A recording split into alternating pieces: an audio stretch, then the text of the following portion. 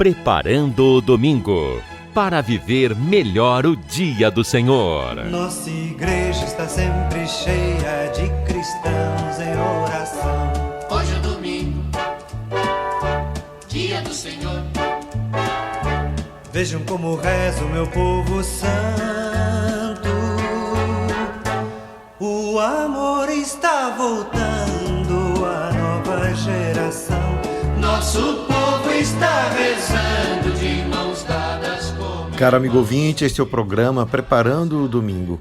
Eu sou Carlos André e nós vamos juntos refletir os textos das leituras deste domingo, o domingo 6 de fevereiro, quinto domingo do tempo comum. Queremos então nos preparar para escutar essas leituras que nos trazem elementos muito bonitos, importantes para a nossa reflexão, para a nossa vida. Tenho certeza que todos nós que vamos escutar juntos esses textos, vamos nos alegrar, deixar o nosso coração também aquecer, como diz aquele texto dos discípulos de Emaús que escutavam a palavra que Jesus explicava a eles no caminho e o seu coração se aquecia. Isto é, esse coração que se entusiasma por aquilo que Deus vai revelando, aquilo que Deus vai manifestando através da nossa experiência de vida, que iluminada pela Sagrada Escritura ganha um novo sentido, ganha uma nova luz. E é por isso então que queremos nos preparar para escutar essas leituras invocando o Espírito Santo de Deus.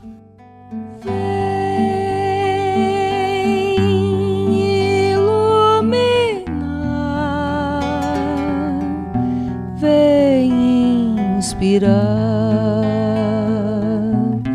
o pensamento, milagres faz acontecer, o reino bom, sabedoria. Ó, vem Espírito, língua de fogo, chama de amor, sopro de paz. Ó, vem Espírito, língua de fogo, chama de amor,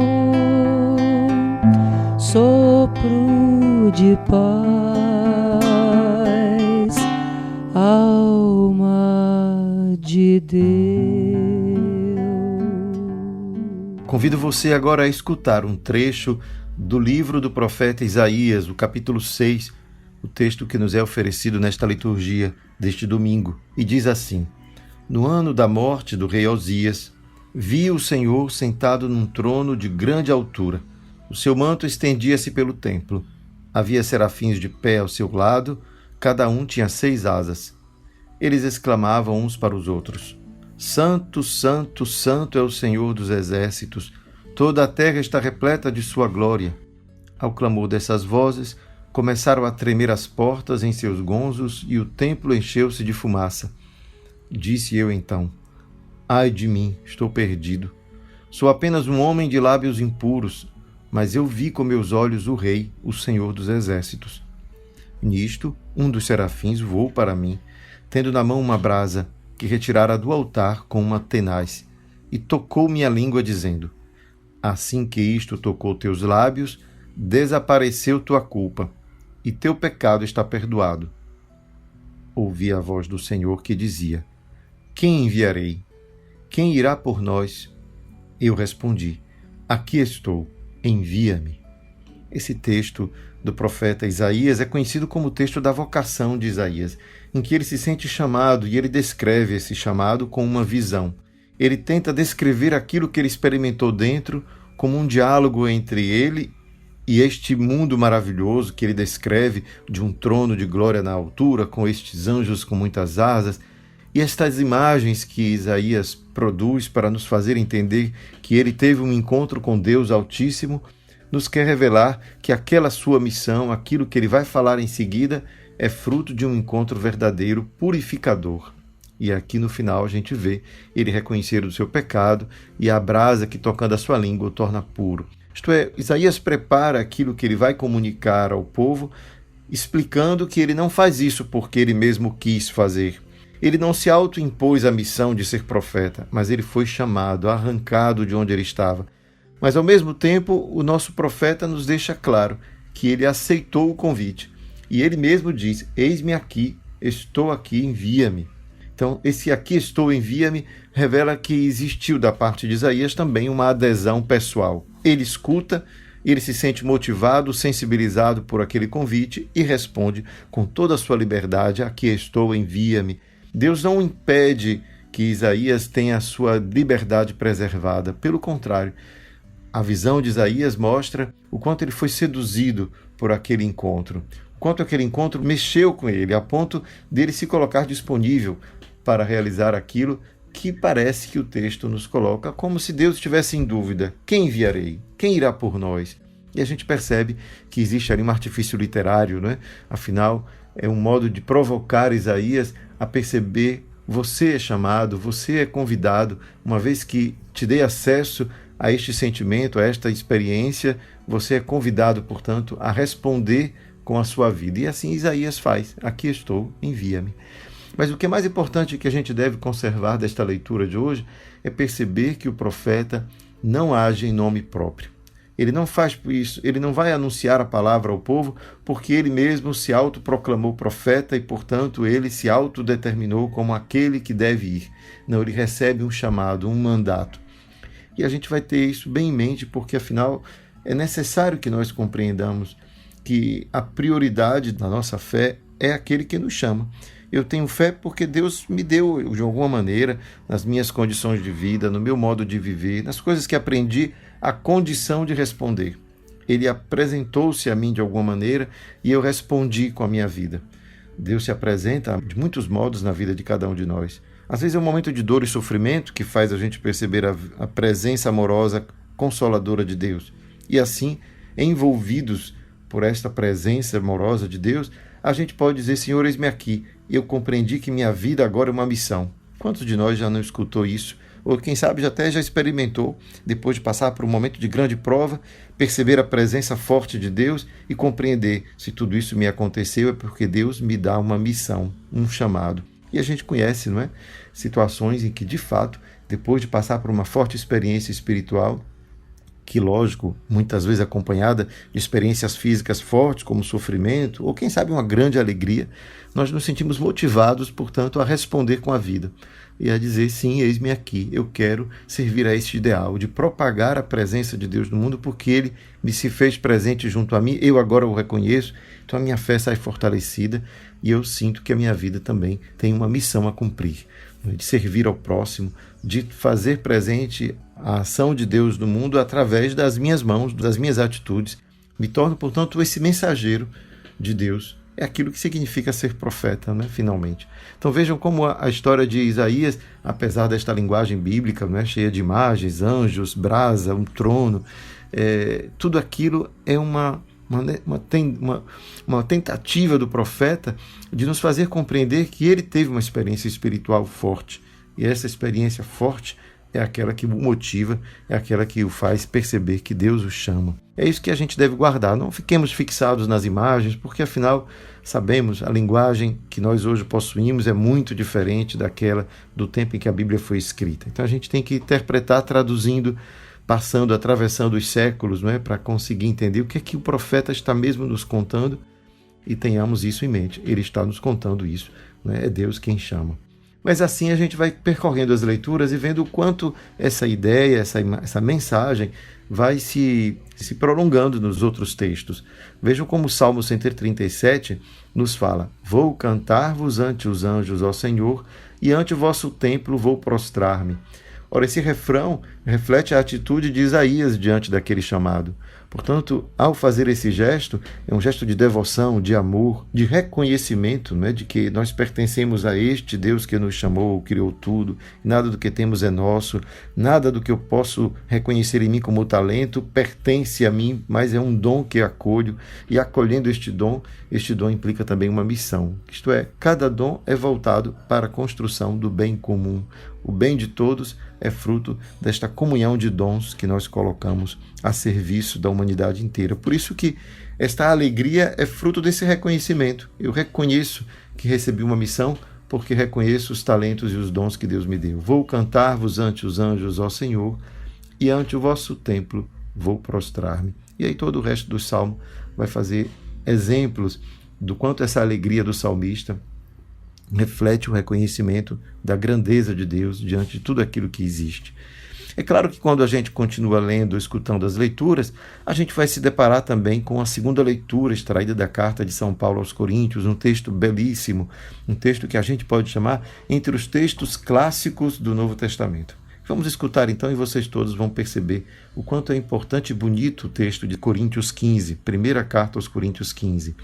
Diz assim Paulo: quero lembrar-vos, irmãos, o evangelho que vos preguei e que recebestes, e no qual estáis firmes. Por ele sois salvos, se o estáis guardando, tal qual ele vos foi pregado por mim. De outro modo, teríeis abraçado a fé em vão. Com efeito, transmiti-vos em primeiro lugar aquilo que eu mesmo tinha recebido, a saber, que Cristo morreu por nossos pecados, segundo as Escrituras, que foi sepultado, que ao terceiro dia ressuscitou, segundo as Escrituras, e que apareceu a Cefas, e depois aos 12. Cefas é Pedro, não é? Mais tarde, apareceu a mais de 500 irmãos de uma vez. Destes, a maioria ainda vive, e alguns já morreram. Depois apareceu a Tiago, e depois apareceu aos apóstolos todos juntos. Isso os evangelhos testemunham. Por último, apareceu também a mim como a um abortivo.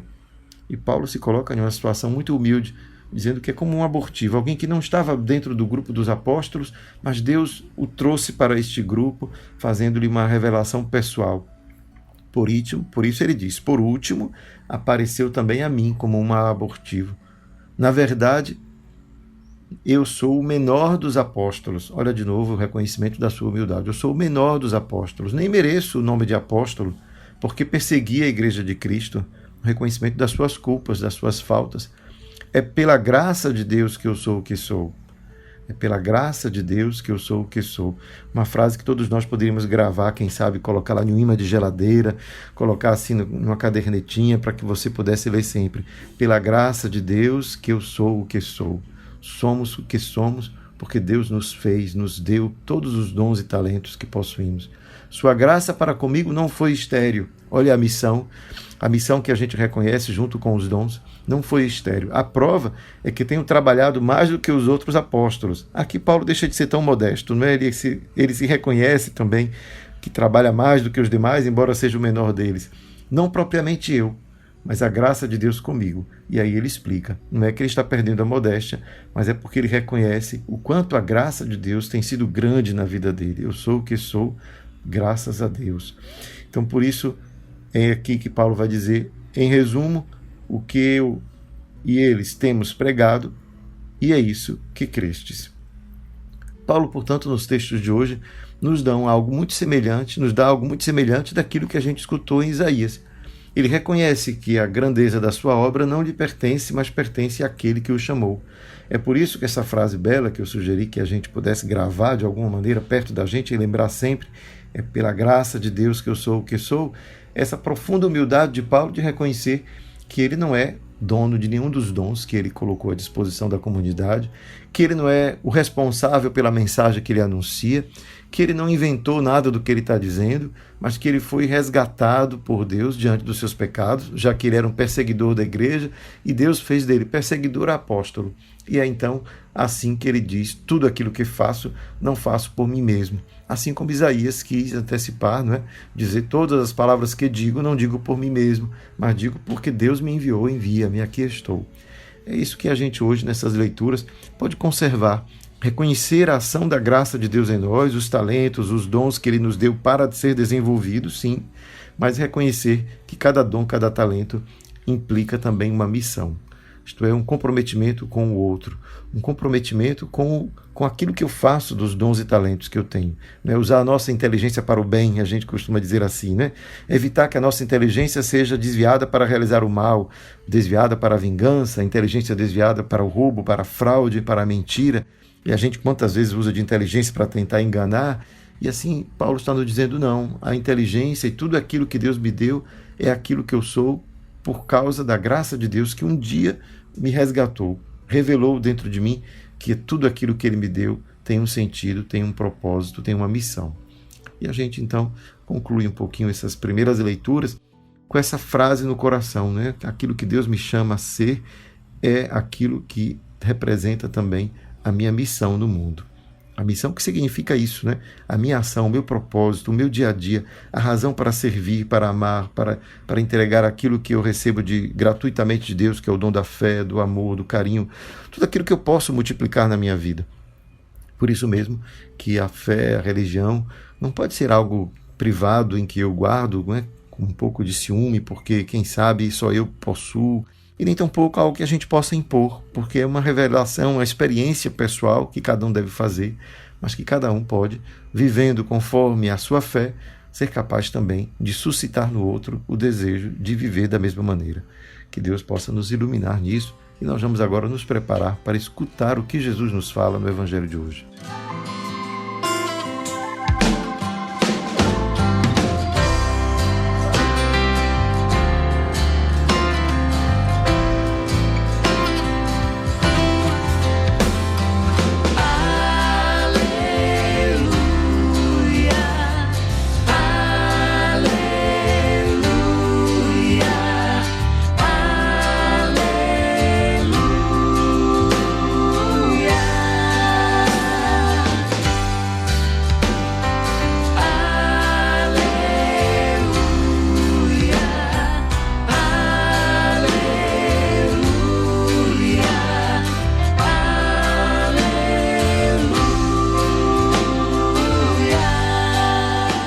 Evangelho de Jesus Cristo segundo Lucas, capítulo 5, versículos de 1 a 11. Naquele tempo, Jesus estava na margem do lago de Genezaré e a multidão apertava-se ao seu redor para ouvir a palavra de Deus. Jesus viu 2 barcas paradas na margem do lago. Os pescadores haviam desembarcado e lavavam as redes. Subindo numa das barcas, que era de Simão, pediu que se afastasse um pouco da margem. Depois sentou-se e da barca ensinava as multidões. Quando acabou de falar, disse a Simão: Avança para águas mais profundas e lançai vossas redes para a pesca. Simão respondeu: Mestre, nós trabalhamos a noite inteira e nada pescamos. Mas, em atenção à tua palavra, vou lançar as redes. Assim fizeram e apanharam tamanha quantidade de peixes que as redes se rompiam. Então fizeram sinal aos companheiros da outra barca para que viessem ajudá-los. Eles vieram e encheram as 2 barcas a ponto de quase afundarem.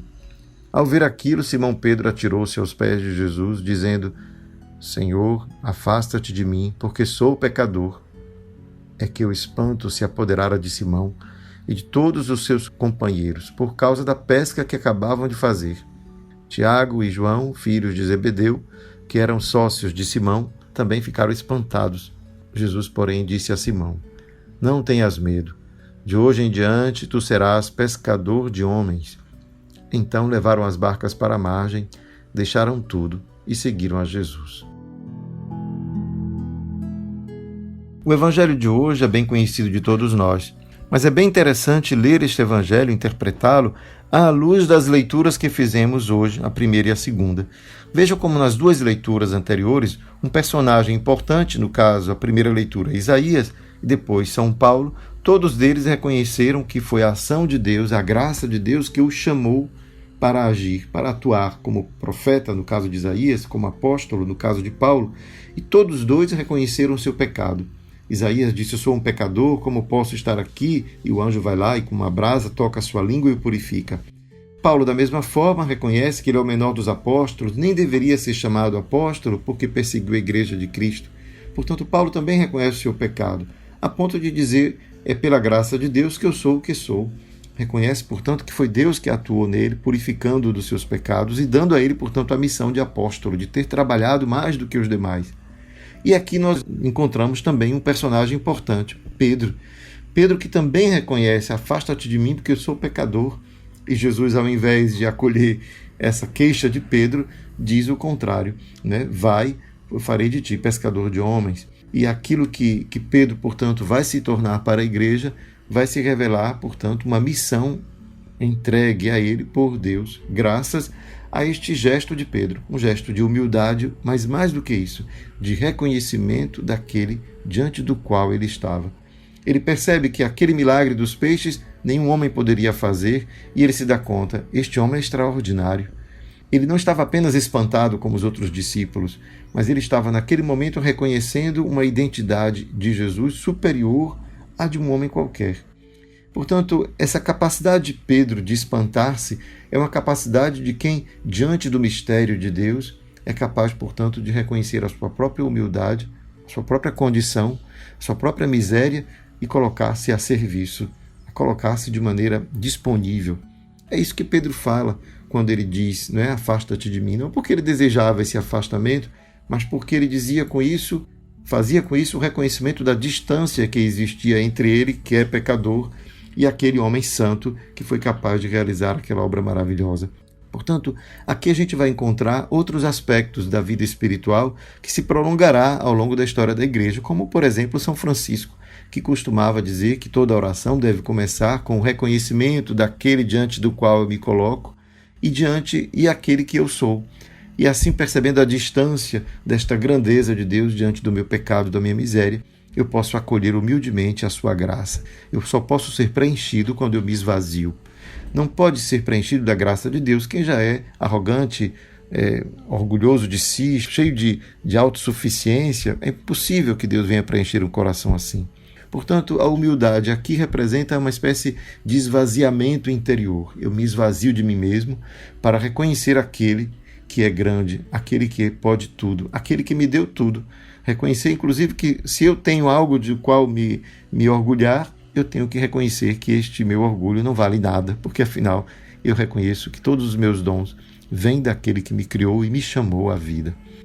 Nesse sentido, o chamado de Pedro hoje é um chamado que vai nos envolver a todos, porque todos nós somos, de um modo ou de outro, convidados, todos nós somos convidados por Deus para atuar no mundo como pescador de homens, isto é, ser capazes, portanto, de anunciar uma palavra que não é apenas uma palavra que é emitida por uma religião, mas é uma palavra que vem do alto, que vem de Deus, e que a religião se torna esse meio, esse instrumento de Deus para comunicar essa palavra. Mas é a palavra aquilo que importa, e o que importa é que esta humanidade de Jesus, que está aqui representada nesse pescador de homens, isto é toda a humanidade que nós somos enviados. Somos enviados a toda a humanidade, a resgatar toda a humanidade de quê? Da sua arrogância, da sua incapacidade de reconhecer a Deus como superior a tudo e a todos. Essa nossa incapacidade, muitas vezes, de atribuir a cada ser humano uma centelha divina. Portanto, o respeito, o amor, a devoção que temos a Deus é aquela que também deveríamos ter ao olhar cada um de nós. E nós conhecemos um gesto muito bonito dos orientais, não é? Que se inclinam diante da outra pessoa para saudá-la, como um gesto de dizer: eu saúdo o Deus que está em você, porque aquele que está em mim também está em você. Eu também sou centelha divina como você é. Este grande respeito um pelo outro é que faz com que a nossa humanidade se enriqueça e a nossa fé se torne de fato uma fé que alcança a todos os homens. E podemos dizer então Pai Nosso com toda a propriedade, porque dizemos Ele é Pai de cada ser humano, é nosso Pai. Então vejam como esse chamado de Jesus a Pedro é um chamado que implica toda a vida. É um chamado que Jesus faz a Pedro, mas que vem dentro de uma corrente muito antiga, desde Isaías, que também foi chamado. Depois Paulo vai também reconhecer dentro dele a mesma situação de que Pedro aqui reconhece, que não foi o seu talento, mas porque apesar dos seus pecados, a graça de Deus em nós foi superior. São Paulo vai dizer: onde abundou o pecado, superabundou a graça.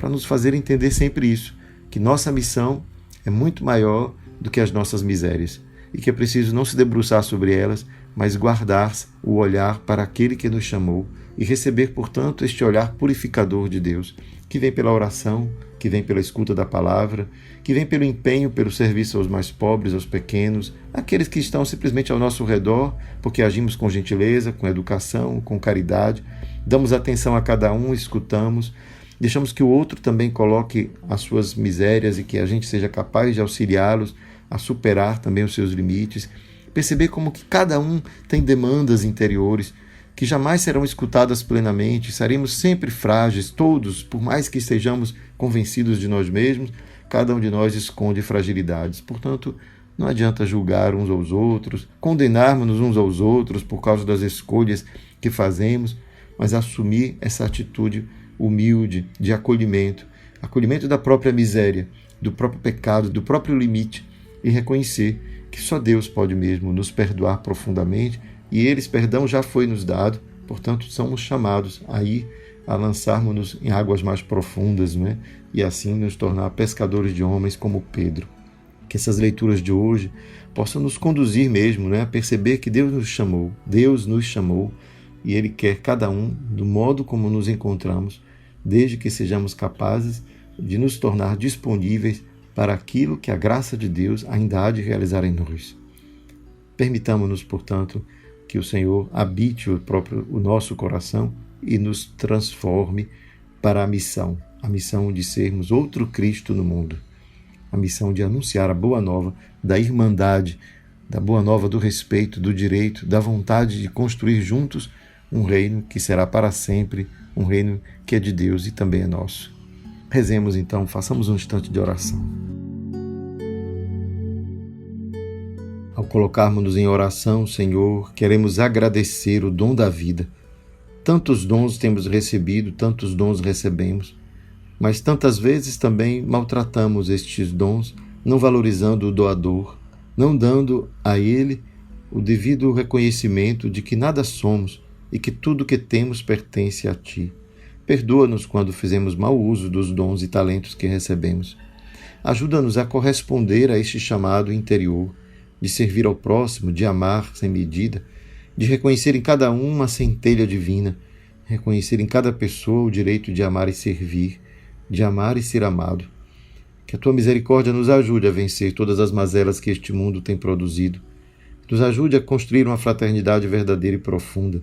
Que a gente seja capaz de olhar cada irmão, como merecedor também da Tua graça, como desejante, como alguém que tem desejos e que, portanto, precisa ser escutado.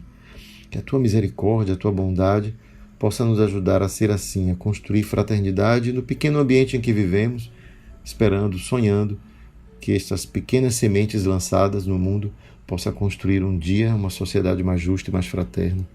Que o Teu amor e a Tua misericórdia anime o nosso coração a jamais desistir, a jamais se desencantar diante das dificuldades da vida, porque a semente de amor que o Teu Evangelho nos oferece, ela é verdadeira e profunda, e certamente produzirá um belo jardim na vida de cada um daqueles que se tornar disponível para ser cultivado. Que o Teu amor e a Tua misericórdia nos cultive, nos perdoe das nossas falhas, limites, pecados, e nos faça recomeçar, inaugurar a cada dia um tempo novo na nossa vida. Ilumina-nos, Senhor, dá-nos a coragem de recomeçar sempre. Que o Senhor nos abençoe hoje e sempre. Pai, Filho e Espírito Santo. Amém. Ó Mestre, trabalhamos toda noite e nada conseguimos apanhar. Ao Teu mando lançarei de novo as redes. Ao Teu mando lançarei de novo as redes. Louvai o Senhor Deus nos altos céus, louvai-o no excelso firmamento, louvai-o, anjos seus todos, louvai-o, louvai-o, legiões celestiais. Ao Teu mando lançarei de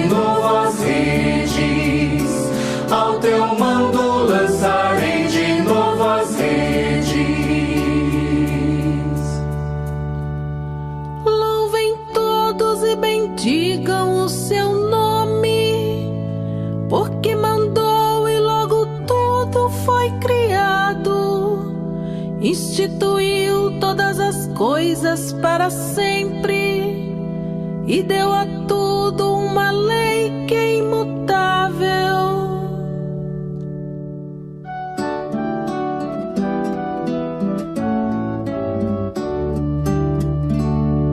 Ó Mestre, trabalhamos toda a noite e nada conseguimos apanhar. Ao teu mando lançarei de novo as redes. Ao teu mando lançarei de novo as redes. Preparando o domingo para viver melhor o dia do Senhor.